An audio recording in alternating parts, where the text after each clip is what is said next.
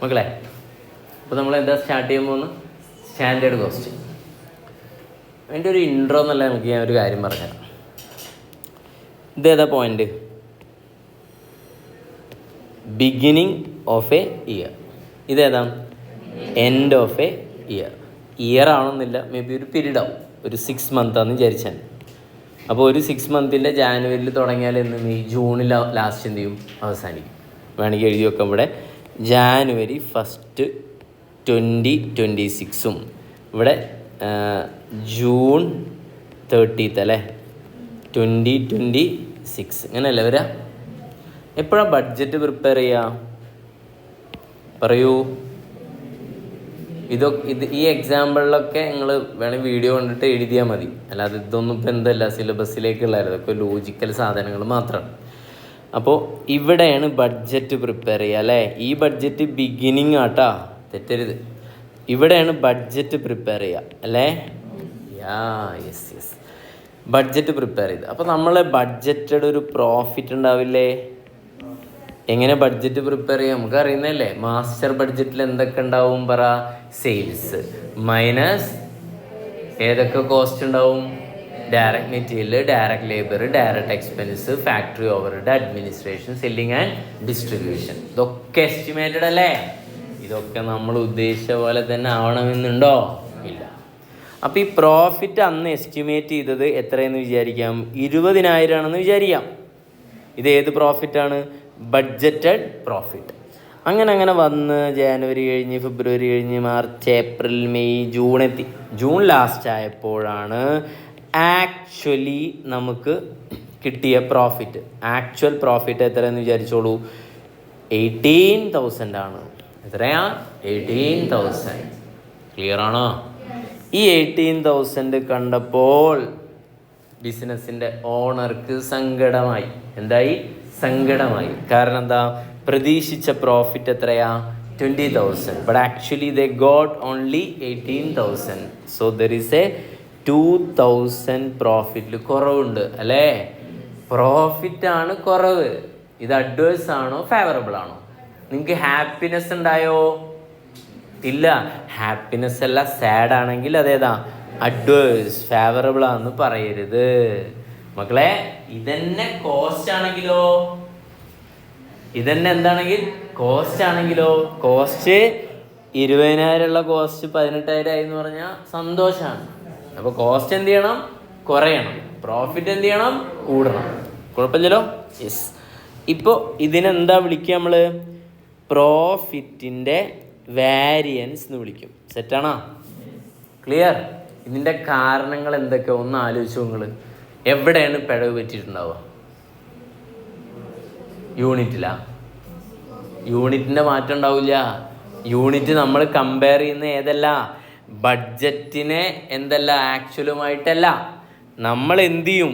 ഇപ്പോൾ ബഡ്ജറ്റ് ചെയ്ത് ഫോർ എത്ര യൂണിറ്റിനാണ് വിചാരിക്കുക? നമ്മൾ നേരത്തെ പറഞ്ഞ പോലെ 1,00,000 കാൽക്കുലേറ്ററാണെന്ന് വിചാരിക്കുക. ആക്ച്വൽ പ്രോഫിറ്റ് വന്നത് ഫോർ 1000 കാൽക്കുലേറ്ററാണെന്ന് വിചാരിക്കുക.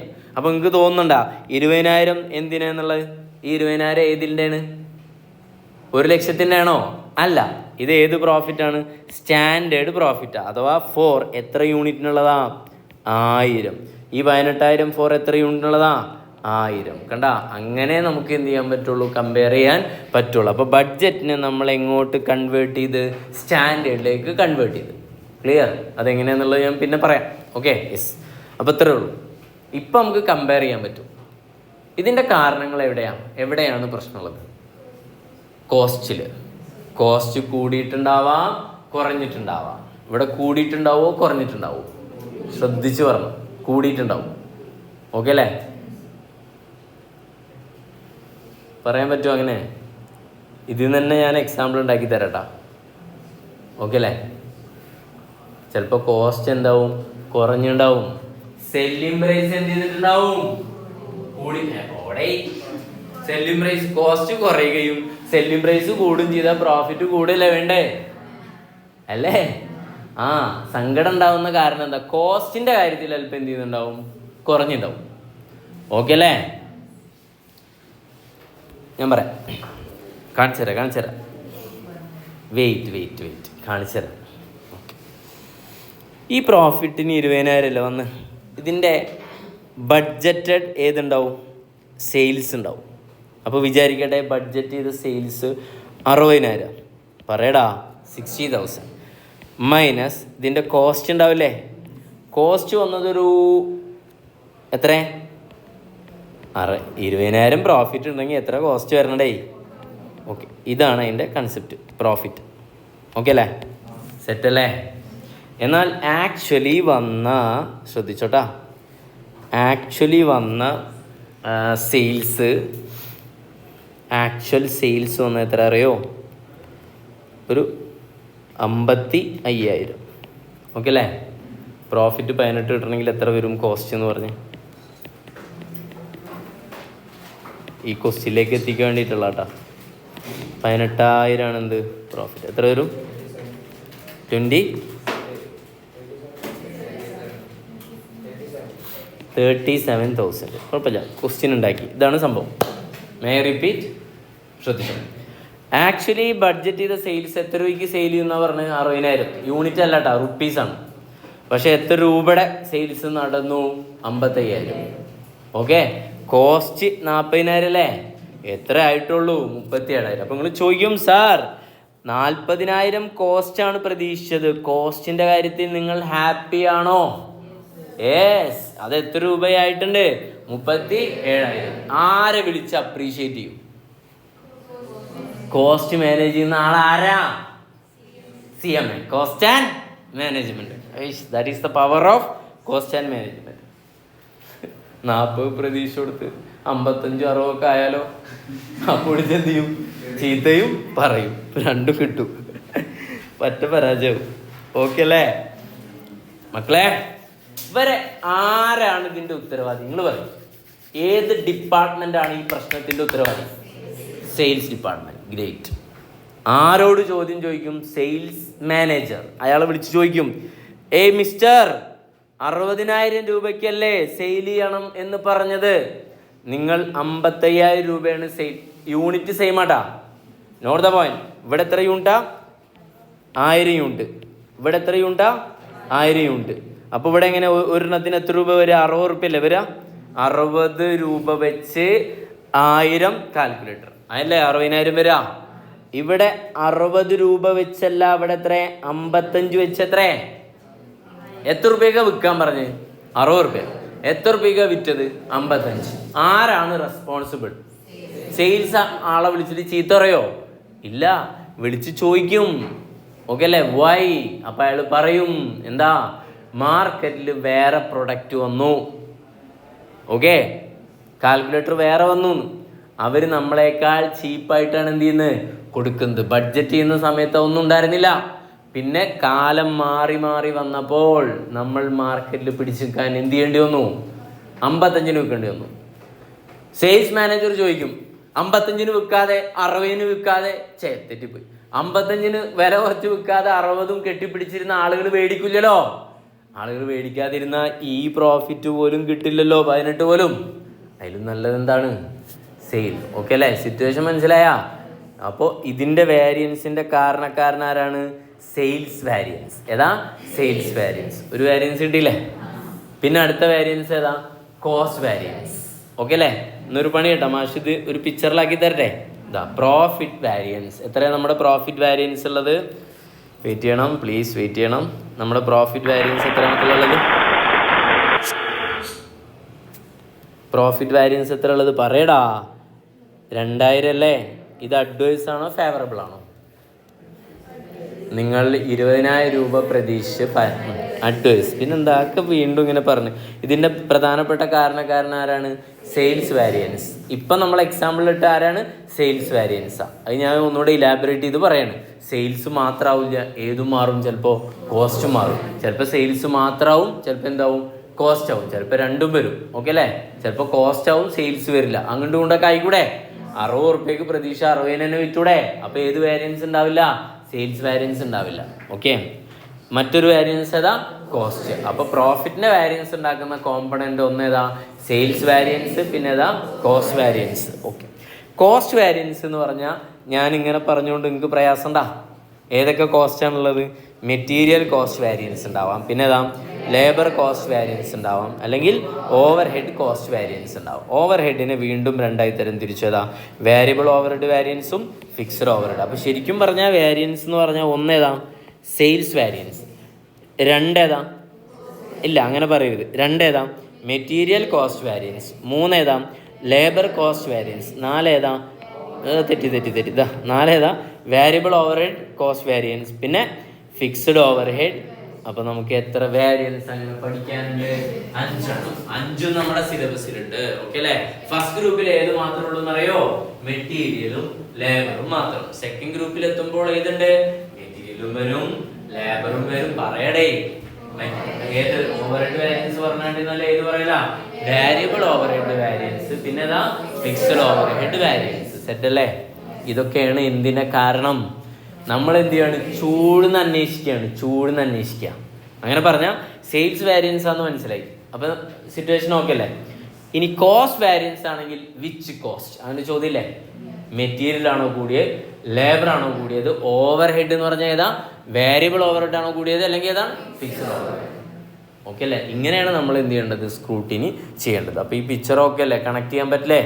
നേരത്തെ വരച്ച ഈ സാധനവുമായിട്ട് എന്ത് ചെയ്യണം? അത് കണക്ട് ചെയ്യണം. ഇതെന്തായാലും നിങ്ങൾ വീഡിയോ കണ്ട് വേണമെങ്കിൽ എഴുതിയാൽ മതി, ഓപ്ഷണലാണ്.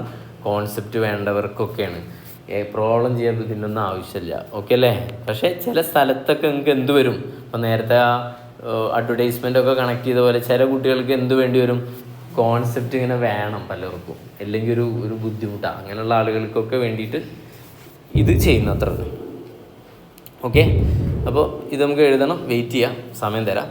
ദെൻ അടുത്തതായിട്ട് നമുക്ക് ചെയ്യേണ്ട സാധനം ഞാൻ ഓൾറെഡി പറഞ്ഞതാണ്. Understand the concept of standard concept, not concept, ഏതാ കോൺസെപ്റ്റ്. ഫാക്റ്റ്, ബഡ്ജറ്റഡ് ഔട്ട്പുട്ട് എത്രയാണ്? ഒരു എക്സാമ്പിൾ കേട്ടോ. നേരത്തെ നമ്മൾ പറഞ്ഞ പോലെ തന്നെ 10,000 മൊബൈൽ ഫോൺ ഉണ്ടാക്കാൻ ബഡ്ജറ്റ് ചെയ്തു. ഒരെണ്ണത്തിന് വേണ്ടി വരുന്ന കോസ്റ്റ് എത്ര രൂപ? 10 രൂപ. അപ്പോൾ ആക്ച്വൽ ഔട്ട്പുട്ടിൽ നിന്ന് വന്നത് എത്ര യൂണിറ്റാ? 8,000. അതിന് ആക്ച്വൽ കോസ്റ്റ് എത്രയാണ് വന്നത്? 96,000. ഓക്കെ അല്ലേ? ഇതാണ് കോസ്റ്റ്. എന്താ നിങ്ങളുടെ അഭിപ്രായം ഇത് കണ്ടിട്ട്? കമ്പനി നല്ല പുരോഗതിയിലാണോ?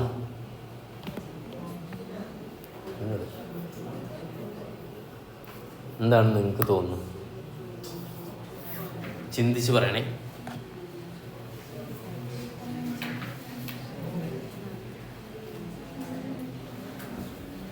പ്രതീക്ഷിച്ച കോസ്റ്റ് എത്രയാ മക്കളെ? 10,000 × 10 എത്രയാ? 1,00,000. പക്ഷെ ആക്ച്വൽ വന്നത് എത്രയാ? 96,000. അപ്പം നിങ്ങൾ പ്രതീക്ഷിച്ചതിനേക്കാൾ കോസ്റ്റ് കുറഞ്ഞില്ലേ? 4,000 രൂപ കോസ്റ്റ് നമ്മൾ സേവ് ചെയ്തില്ലേ? ആണോ? അല്ല എന്നുള്ള ആളുകൾ എഴുതിക്ക്. Okay, congratulation. ക്ലാപ്പ് കൊടുക്കുമോ? ഞാനും കുറച്ച് ദിവസമായിട്ട് ഇന്ന് കാലത്തൊക്കെ പറഞ്ഞുകൊണ്ടിരിക്കുന്നത് ഇത് തന്നെയാണ്. ചെങ്ങന്മാരെ, ഇത് 10,000 കാൽക്കുലേറ്റർ ഉണ്ടാക്കാനുള്ള കോസ്റ്റ് അല്ലേ? 1 lakh അല്ലേ? ഇവിടെ 8,000 അല്ലേ ഉണ്ടാക്കിയത്. 10,000 കാൽക്കുലേറ്ററിൻ്റെ കോസ്റ്റും 8,000ൻ്റെയും കൂടെ നിങ്ങൾ എങ്ങനെ കമ്പയർ ചെയ്യാനാ? ഓക്കെ അല്ലേ? അപ്പോൾ ഇപ്പം നമ്മൾ പറഞ്ഞു 1,00,000 അല്ലേ? അതിൻ്റെ പേരെന്താ? സ്റ്റാൻഡേർഡ് കോസ്റ്റ് അല്ല, എന്താ? Budgeted cost. അത് കാണാനുള്ള ഇക്വേഷൻ ഞാൻ പഠിപ്പിച്ചിരുന്നല്ലേ? എന്താ? ബഡ്ജറ്റഡ് യൂണിറ്റ് എത്രയാണ്? Budgeted unit 10,000 into standard cost per unit. ഇനി ഇതിനെ വേണമെങ്കിൽ എന്ത് ചെയ്യാം? ബഡ്ജറ്റഡ് കോസ്റ്റ് പെർ യൂണിറ്റ് എന്നും പറയാം. No problems. ഓക്കെ അല്ലേ? യാ. ഇനി എന്താണ് ആക്ച്വൽ കോസ്റ്റ്? പറയും. ആക്ച്വൽ കോസ്റ്റ് ആണല്ലോ ഇക്വേഷൻ. എന്താ? ആക്ച്വൽ ഔട്ട്പുട്ട് 8,000 ഇൻറ്റു ഏതാണ്? Actual rate. അപ്പോൾ 8,000 ഇൻറ്റു എത്രയോ റേറ്റ് കൊണ്ട് മൾട്ടിപ്ലൈ ചെയ്തിട്ടാണ് എന്ത് ചെയ്തുള്ളത്? 96,000. അത് നമുക്ക് കാണാൻ ഡിവൈഡ് ചെയ്താൽ പോരെ? 96,000 ഡിവൈഡ് ബൈ 8,000 എത്ര വരും? 12. ഇപ്പം തന്നെ മനസ്സിലാവില്ലേ? നിങ്ങളുടെ അടുത്ത് 10 റുപ്യ ചിലവാക്കിയിട്ട് കാൽക്കുലേറ്റർ ഉണ്ടാക്കാനാണ് പറഞ്ഞു.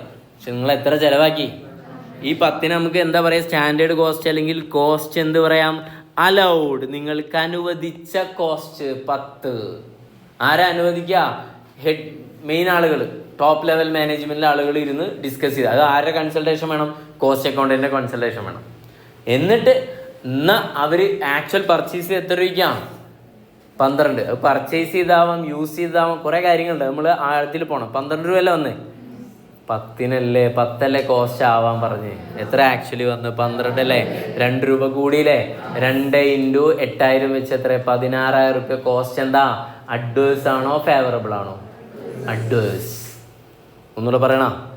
80,000 കാൽക്കുലേറ്റർ ഉണ്ടാക്കാൻ അവരനുവദിച്ച പൈസ എത്ര? 10 അല്ലേ? അപ്പൊ 80,000 × 10, 80,000 എത്ര? 8,000 × 10, 8,000 × 10 എത്ര വരും? 80,000.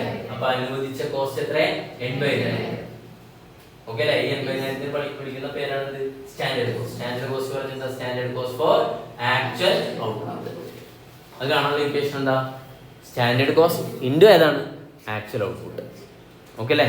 ഒക്കെ എഴുതുന്നുണ്ട് നമ്മൾ അടുത്ത സ്ലൈഡിൽ. ഇപ്പൊ തന്നെ പഠിച്ചു വെച്ചു. 80,000 അല്ലേ?